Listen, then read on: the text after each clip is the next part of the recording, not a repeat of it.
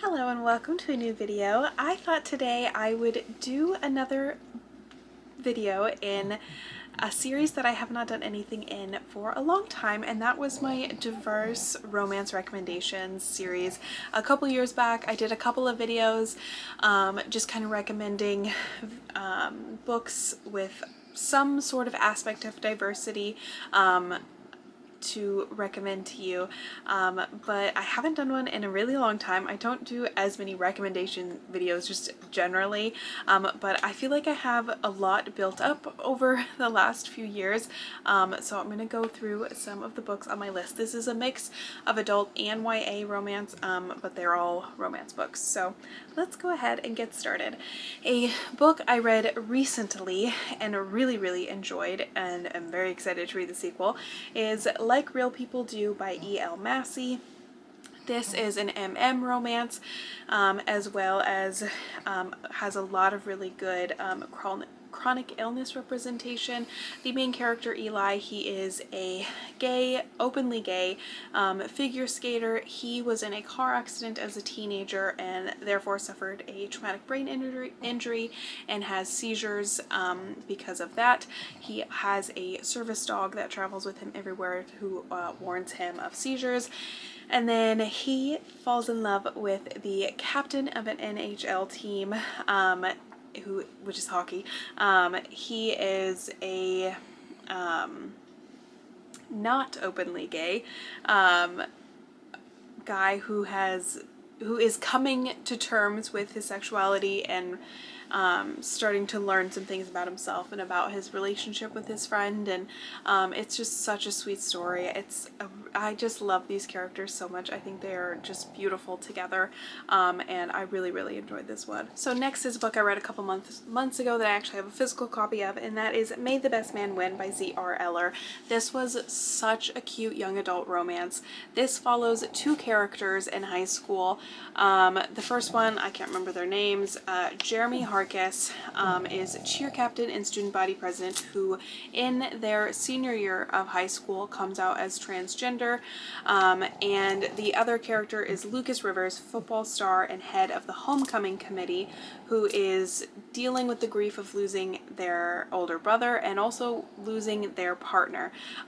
These two previously dated, but after, I keep forgetting the names, Jeremy came out, they ended up breaking up, and he's trying to deal with the loss of his brother, and deal with the loss of his partner, and they come back together to compete for a homecoming king, and just planning the homecoming dance. And it was a really sweet book, but also like very emotionally charged and like emotionally complicated, and it was really interesting to read because of that. The main character, Jeremy, holds so much anger, and so much of it is warranted, but the way that they are like unable to process emotions because they get stuck on the anger was really interesting to read, and very, you know, indicative of how a teenager would react to a lot of these situations, and it just was a really compelling read, and I very much enjoyed it, and I think it is underrated. I think more people need to read this one. Next is one of my favorite romances, that is Out on a Limb by Hannah Bonham Young. This is, say it with me my guys, a surprise pregnancy trope romance, which is one of my favorites. I feel like I say that all the time, but that's because it's true. This book follows two characters. She is I don't remember what she does actually, but she was born with a limb difference. So her hand was born small, one hand was born smaller than the other.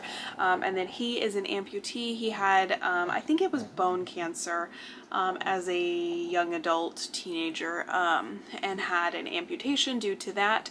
And so they both kind of come in with an understanding of each other that they don't often get to encounter in other people, and they have one night, and then she ends up pregnant, and they have to kind of work together to navigate the complications of that relationship, and whether or not either of them were really ready to have a relationship with each other. It was just such a heartwarming book. It was so good. And I just really, really like these characters, and I really like her writing. I think she writes very sweet, compelling stories that just like leave you wanting more. And I thought it was a really, really good one. I definitely need to read more of her books. I think that she just has a really good and like unique voice to her writing. So definitely want to pick up some more of hers.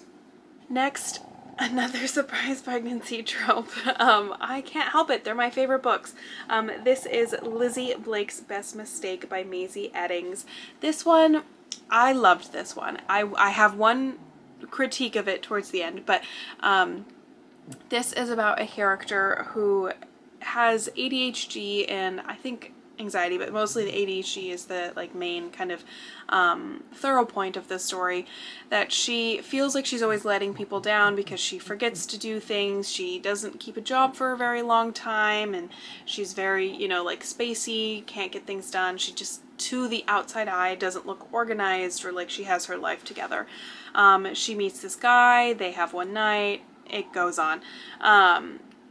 She finds out she's pregnant, and she does, I don't remember how she contacts the guy, but she is able to get in contact with him and tell him that she's pregnant. When she contacts him, it turns out that he lives somewhere really far away. I don't remember exactly where. I want to say Australia. I could be wrong about that though. Anyway, he just got out of a bad relationship. I don't remember the exact details of that. I want to say it was like with his boss or something. But he decides he really wants to be there for Lizzie, and so he ups and moves. And they start to form a relationship. They, you know, initially are just, they want to be co-parents, but they begin to develop feelings for each other. And it was just a really, really sweet read. I really liked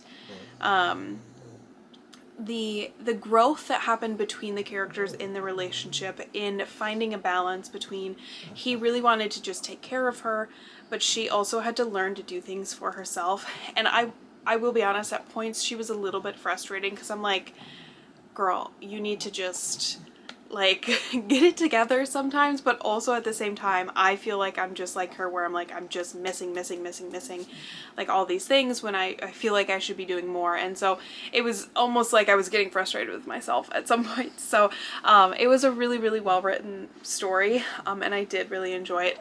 My small critique, and this happens every so often, it depends on the surprise pregnancy book. It depends on how they write it. But this one really glossed over the whole like end of the pregnancy, and that bummed me out. I was like, if you're going to write a surprise pregnancy book, I want to see the whole thing, and it kind of just like skipped to the end.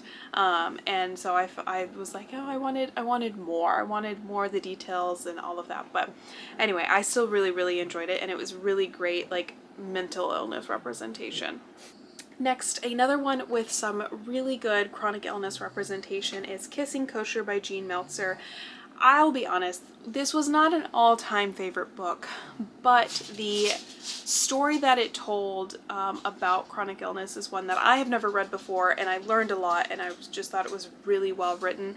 Don't remember the main character's name, but she works in a bakery, like a family-owned bakery, that is kosher. I don't know exactly what that entails. I don't remember exactly the details, but it is a Jewish-owned bakery, and they make kosher snacks, treats, whatever it is. And he is undercover, sort of, which this part I didn't love, but he was part of some big company. I don't remember the details. I read this book a couple years ago. He was like trying to get their recipe, I think, because their grandfather or grandmother says that that family stole the recipe. I don't know what that part was about. But so I didn't love the like lying aspect of it. But anyway, the main character has like pelvic inflammatory disorder, and or interstitial cystitis, which is bladder pain and like pelvic pain chronically. And it was just really interesting to read because I knew nothing about it. Those aren't necessarily, I knew about PID, but I had never heard of IC. So as a nurse, I really liked learning about it, something I can kind of file away in my brain if I ever, came across a patient that had it. And just like learning how it affected her life and the way that she had kind of molded her life around her illness. But still was able to live a fulfilling life, and she found ways throughout the story to make her life more fulfilling, and I just really, really liked that aspect of the story. And by the time the characters really are learning about each other and getting to know each other, I really liked the conversations that they had. He had a lot of like emotional, psychological history, trauma, that I really liked seeing him work through, in the way that it kind of paralleled her journey at accepting that she can still live a fulfilling life while being in pain and while learning how to navigate her life with the illnesses that she had. So I did really enjoy this one.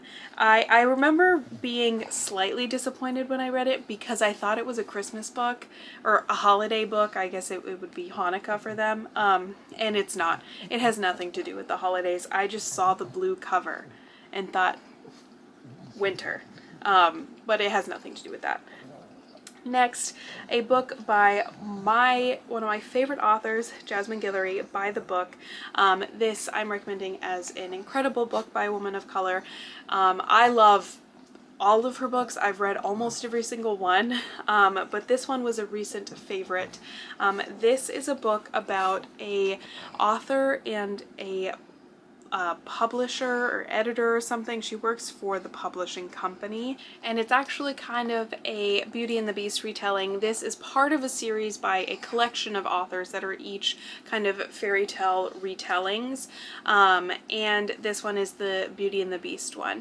And so she is she's overworked, she doesn't feel appreciated in her job, she works in the publishing industry, and she works in a company that is primarily white people, and she's trying to find her place and be able to move up in the company and move forward in her career, but just is really struggling with getting along with these people and not being kind of pushed down. And so she takes the assignment to go get this beastly, grumpy author, check in on him and get him to finish writing his book. I want to say it was a memoir that he was writing, but I don't remember the detail. And so I think she even goes to stay with him for a time, and is like really checking in on him, and they begin to develop a relationship, and it starts as a friendship first before it really moves forward, and I think that's why I loved it so much. It was just a really, really cute book, and like I said, I love all of Jasmine's books, so this one was just a more recent favorite that I really enjoyed. Next, I have one that's not a contemporary romance, but more of a fantasy romance, sort of. That is The Nightmare Before Christmas by Sarah Rosh. I adored this book. It was so cute and silly and fun, and just like an actual ray of sunshine. It was just so good. This is a fantasy romance. It takes place in the real world, so I guess almost like it's like an urban fantasy. That is the romance between the Prince of Halloween and the son of Santa Claus. And it's just as silly as it sounds, and I love it. I would give anything to live in this world where each of the holidays are these like magical places and magical like families. It's just such a cool concept, and I know it's one that's been done before. I mean, The Nightmare Before Christmas, the Jack Frost movie, like it's an idea that's been done before, but this was so unique in the way that it approached it and just these characters, and I just loved them. They were so cute together, and I can't decide. Well, no, I would live in Christmas land, I can tell you that. I don't remember what they called it. I guess the North Pole. I would give anything to live there. I want visiting privileges to Halloween, but I just know that I belong in Christmas land. So yeah, I really loved this one. It was such a cute story, and it is just a lovely male-male romance that even in the confines of a urban fantasy, they still have a lot to contend with coming out and approaching that aspect of the story, because they also have very big legacies to fulfill. I mean, Christmas and Halloween, they've got holidays to keep going, and it's actually expected that there's going to be an arranged marriage between Christmas and Easter, because the Princess of Easter, but they're best friends, but they don't really want to get married. So it was just such a good one. I loved this one so much. I think it's just pure fun, and I cannot wait to read the sequel. The sequel actually just came out a couple of weeks before I am filming this, and it is definitely at the top of my list. I haven't gotten a copy yet, but I really want to. Next, this is a book that at the time I actually read this one for review, and while I mean, I had some critiques of it, I did overall enjoy it, and I thought it was a really interesting chronic illness representation that you very rarely get to see in books. And that is The Aloha Butterfly Kiss by Brooke Gilbert. She writes a lot of books, like sweet rom-coms with chronic illness representation. So this is a book about a character who she decides she just really wants to go on this trip to Hawaii, and so she makes it happen.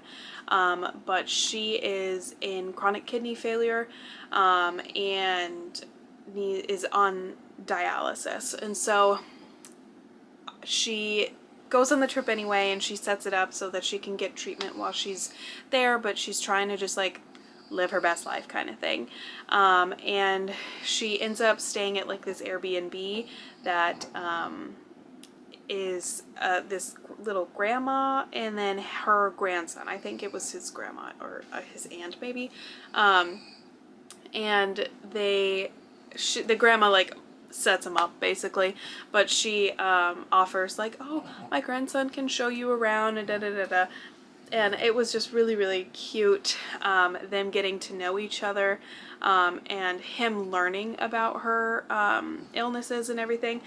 There's also disability representation in the hero, in that he is an amputee and uses a prosthetic, and there was a lot of really interesting conversations between the two main characters about their different experiences, hers with lupus and chronic kidney disease, and you know, his experience with prosthetics and everything. And it was just a really interesting read on that part. I will say, in my original review I had written there are a couple medical inaccuracies, but you know, if you don't know that they're inaccurate, you won't notice, and I mean, they're pretty easy to look past, but overall I really enjoyed it. There's also some good representation.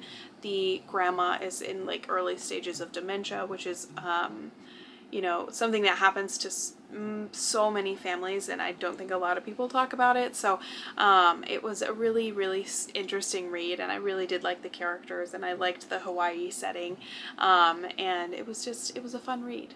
Next, I have Boyfriend Material by Alexis Hall. This was a really cute male-male romance. I thought that these two were just the absolute sweetest.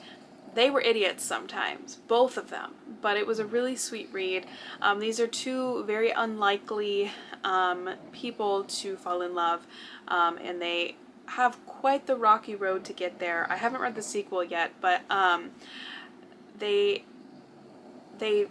are very different from each other, but they still find each other and kind of work through that, and it was just a very fun read. And I really just liked the mental health component with the main character. He has a lot of anxiety, a lot of trauma, and like doesn't know how to take care of himself. Like, he's lived his life with so much anxiety and depression. Like, there's a lot of the times where he just doesn't know how to move past that, and how to kind of wake up and see the sun kind of thing. And not that the other character is by any means like a sunshiny character. He's got a lot of issues too. they bring out the best in each other. Sometimes they bring out the worst, but then that always leads them to bringing out the best in each other. So I just really, really enjoyed this story. I thought that the characters worked really well together in a very messy, chaotic, like real life sort of way. So I really enjoyed this one. And the last one on the list for me is Fangirl Down by Tessa Bailey. This one of the series is definitely my favorite. It's right there. I love all the books I've read by Tessa Bailey, but this one is definitely one of the top contenders for me. This is a book that follows a character with type 1 diabetes, so another chronic illness representation, that is a pretty rare one, I feel like. There's not many books, if any, off the top of my head that I can think of. There was one of Ali Hazelwood's books actually has a patient. Yep, that's what I meant to say. Has a character who has type 1 diabetes. And I can't remember which one it is or where my Ali Hazelwood books are. So I guess we'll never know. But this one is just a more recent read for me, so I remembered it better. She is struggling to keep their family shop open.